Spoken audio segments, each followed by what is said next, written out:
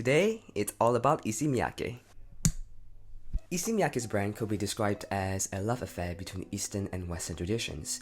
Born in Hiroshima in 1938, he studied design at the University of Tama Art in Tokyo. His childhood wasn't talked about much though, and for good reason. In fact, according to the fashion industry broadcast, his mother and family were killed in the Hiroshima bombing.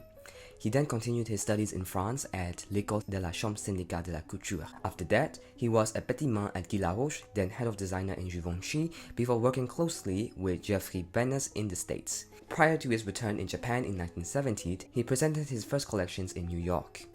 I'm trying to make fuku and happiness for the people and for myself too. His clothes evoke a feeling of lightness with seasonal colors and round silhouettes. Therefore, there's also a practical element to it as well, as his pieces could be easily washed and dried. It makes the wearer feel free and liberated as there is ample space between the wearer and the fabric. The Miyake brand is characterized by minimalism, so geometric silhouettes that evolve with movement is a very common scene.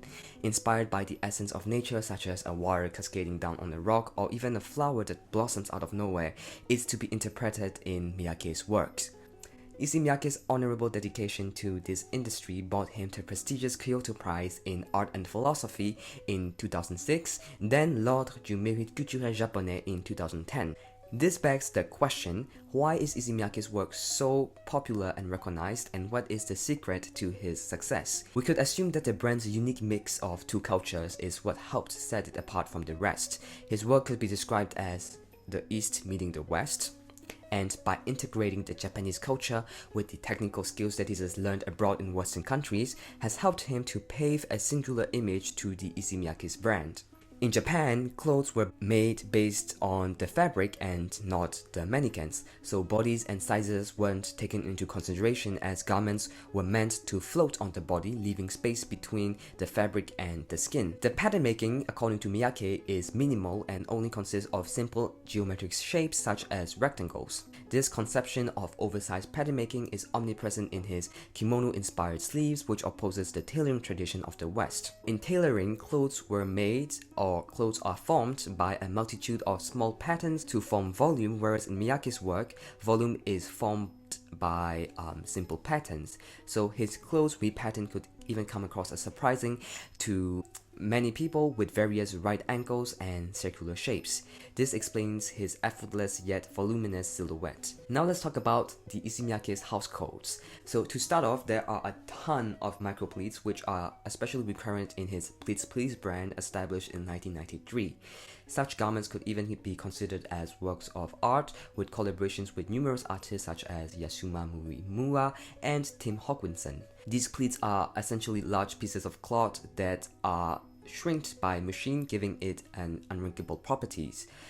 The making of these pleats are also a revolutionary technical savoir-faire, as Miyake cuts the garment first before sewing it, which opposes the traditional rules of garment construction.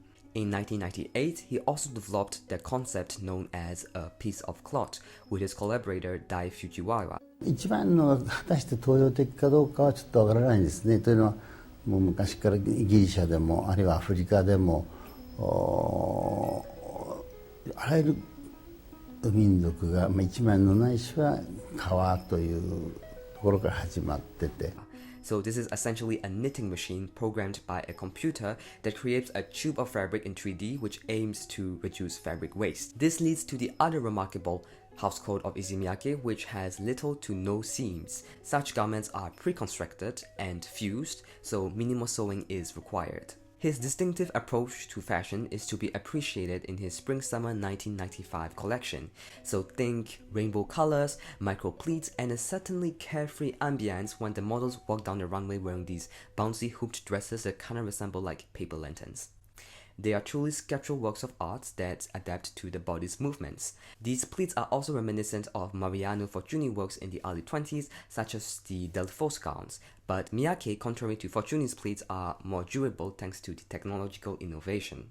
Today, Issey Miyake has extended his pleats empire with Pleats Please, Issey Miyake Men 1325, En Plissé, his runway shows, A Piece of Cloth, Bao Bao, or even his perfume line. One could imagine that the future of Issey Miyake is going to continue to make environmental efforts with the piece of cloth concept.